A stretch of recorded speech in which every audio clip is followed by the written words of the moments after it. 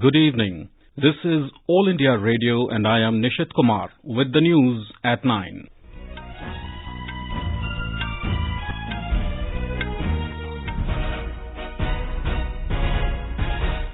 The headlines. Union Cabinet approves medical termination of pregnancy amendment bill to raise upper limit for termination of pregnancy to 24 weeks. Government gives nod to amendments in the National Commission for Homeopathy Bill 2019. Health Ministry advises people to refrain from travelling to China in the wake of outbreak of novel coronavirus. 4-day-long Republic Day celebrations conclude with beating the retreat ceremony in New Delhi, and in cricket, India beat New Zealand in the third T20 International via Super Over in Hamilton, take unassailable 3-0 lead in the 5-match series.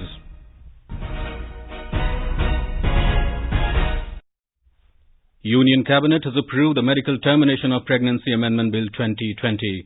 The bill will amend the Medical Termination of Pregnancy Act 1971.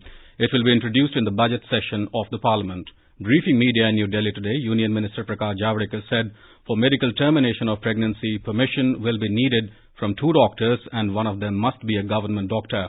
He said the limit of termination of pregnancy has been increased from 20 weeks to 24 weeks. In a very progressive reform and for giving reproductive rights to the women, the limit of 20 weeks for medical termination of pregnancy has been increased to 24 weeks. This was important because in first 5 months, there were cases that the concerned girl doesn't realize and then they has to go to courts.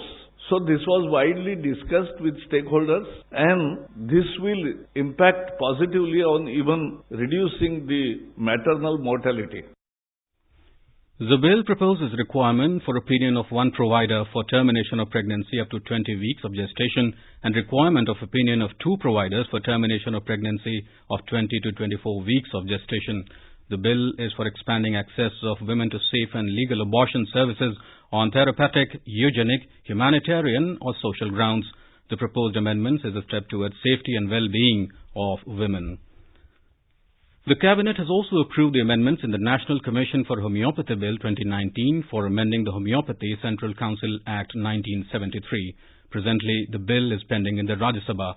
The amendments will ensure necessary regulatory reforms in the field of homeopathy education.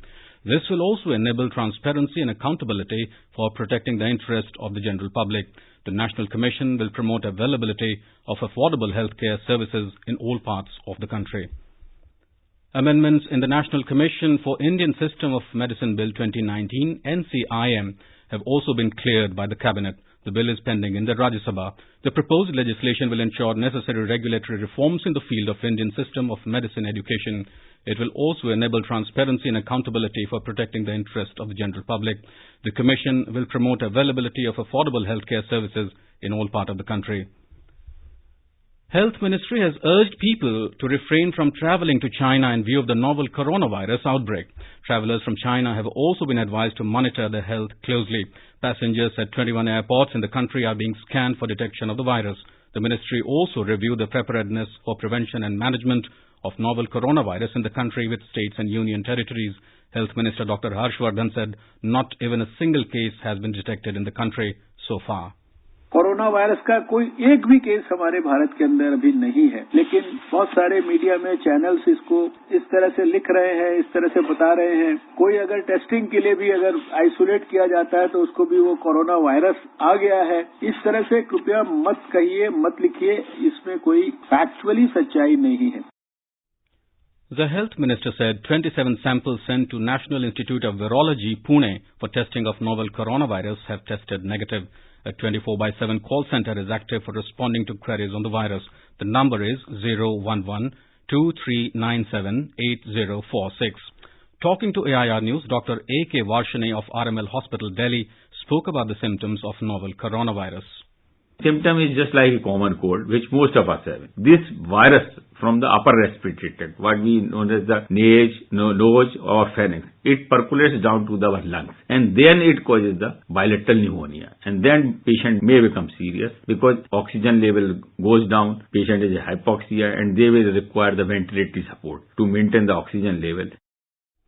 India has requested China for permission to operate 2 flights to bring back Indian nationals from Hubei province. MEA spokesperson Ravish Kumar said the Indian embassy in Beijing is in touch with the Chinese authorities on the ground to work out the necessary logistics. The embassy has urged all Indian citizens from Hubei to contact the embassy. Our Beijing correspondent reports that the disease has so far claimed 132 lives in China, while 6,000 people have been reported to be infected with the novel coronavirus globally. Janata Dal United President and Bihar Chief Minister Nitish Kumar today expelled Party Vice President Prashant Kishore and General Secretary Pawan Kumar Verma from the party due to anti-party activities. Mr. Kumar's decision comes weeks after the two leaders had in their public remarks raised questions about his support to CAA.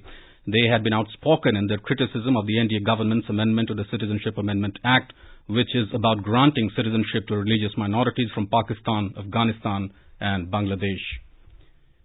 Election Commission has ordered the removal of BJP leader and Union Minister Anurag Thakur and BJP MP Pravesh Sahib Singh from the list of star campaigners of the party for the Delhi Assembly election with immediate effect. The order came in the wake of their alleged controversial remarks during the election campaign. Election Commission today issued notice to BJP MP Pravesh Sahib Singh for the alleged controversial remarks during the election rally in Vikaspuri, Delhi. The Commission has sought a reply from Mr. Singh by tomorrow. This is All India Radio giving you the news. For quick news updates, visit our News on AIR app and follow us on Twitter at AIR News Alerts. You can also visit our website www.newsonair.com. Beating the retreat ceremony marking the culmination of 4-day long Republic Day celebrations was held at the historic Vijay Chowk in New Delhi this evening. This year also, the Indian tunes were the flavor of beating the retreat ceremony. President Ramnath Kovind, Vice President M. Venkaiah Naidu, Prime Minister Narendra Modi, Defence Minister Rajnath Singh, MOS Defence Shripad Naik, Chief of Defence Staff and Chief of the three services were present at the ceremony among others. More from our correspondent.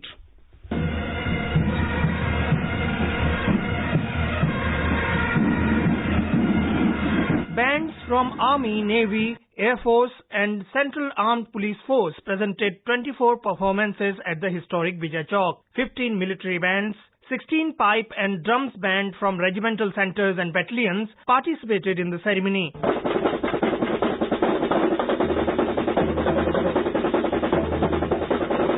Their captivating and foot-tapping music enthralled the spectators. The tunes composed by Indian musicians include Madhumati, Ganga Jamuna, Vijay Bharat, Sarang, Samudra Manthan and Shantipat. Western tunes like Drummer's Call and Abide With Me were also part of the Beating the Retreat. The event came to a close with the ever-popular tune of Sare Jahan Se Acha.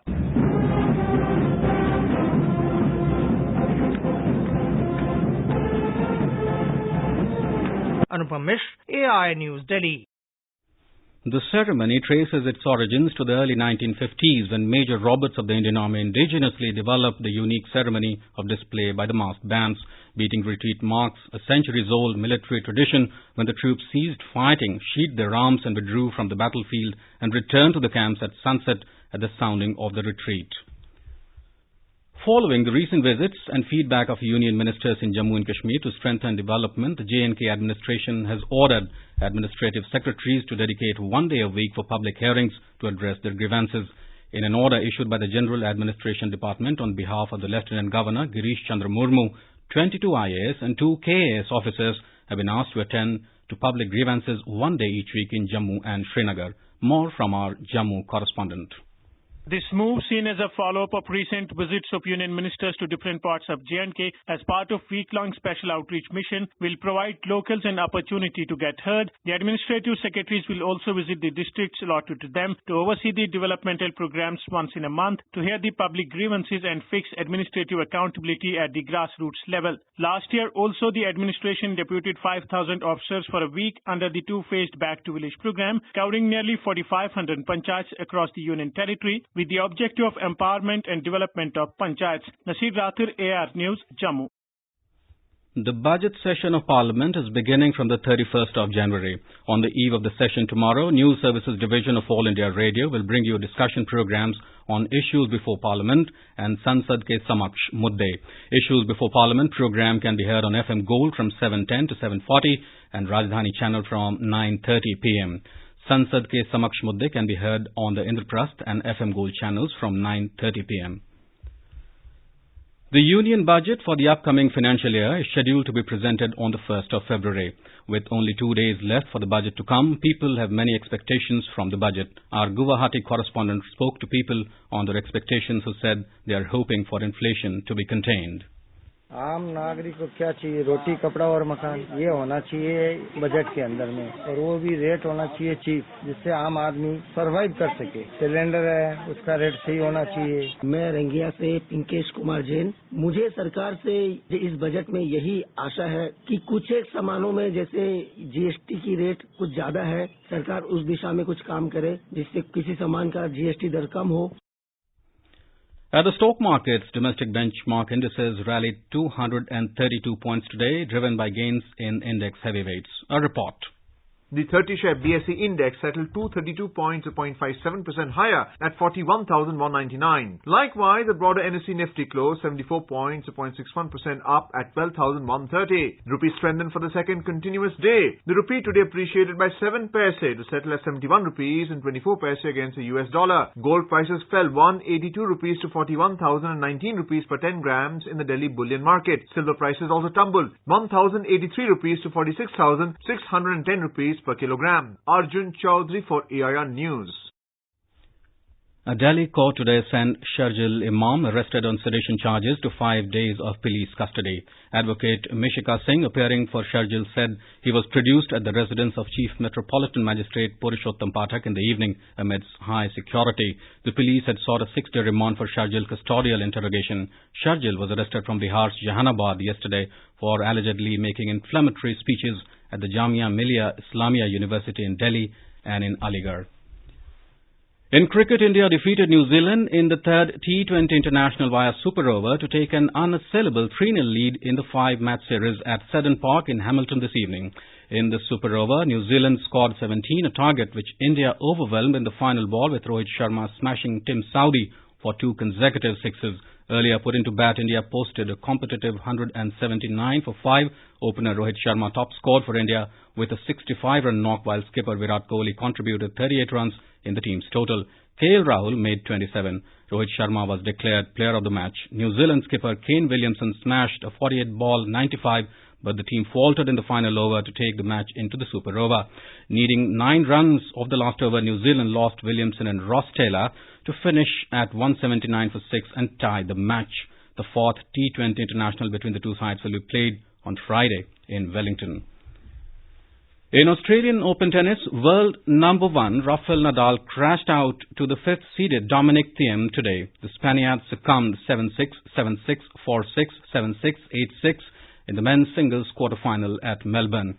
Another big name, Stanislas Wawrinka, also crashed out today. He was ousted by German Alexander Zverev. Zverev will meet Thiem in the semi-final on Friday. The first semi-final will be played tomorrow between Swiss great Roger Federer and Serb Novak Djokovic. In women's singles, Simona Halep and Garbine Muguruza entered the semi-finals today. In the quarter-finals today, Simona Halep defeated Anett Kontaveit, while Garbine Muguruza beat Anastasia Pavlyuchenkova. The portals of Badrinath Shrine will be reopened for the pilgrims on the 30th of April at 4:30 in the morning. It was decided on the auspicious occasion of Basant Panchami in Tehri today. And now, before we end the bulletin, the headlines once again. Union Cabinet approves medical termination of pregnancy amendment bill to raise upper limit for termination of pregnancy to 24 weeks. Government gives nod to amendments in the National Commission for Homeopathy Bill 2019. Health Ministry advises people to refrain from travelling to China in the wake of outbreak of novel coronavirus. 4-day long Republic Day celebrations conclude with beating the retreat ceremony in New Delhi. And in cricket, India beat New Zealand in the third T20 International via super over in Hamilton, take unassailable 3-0 lead in the 5-match series.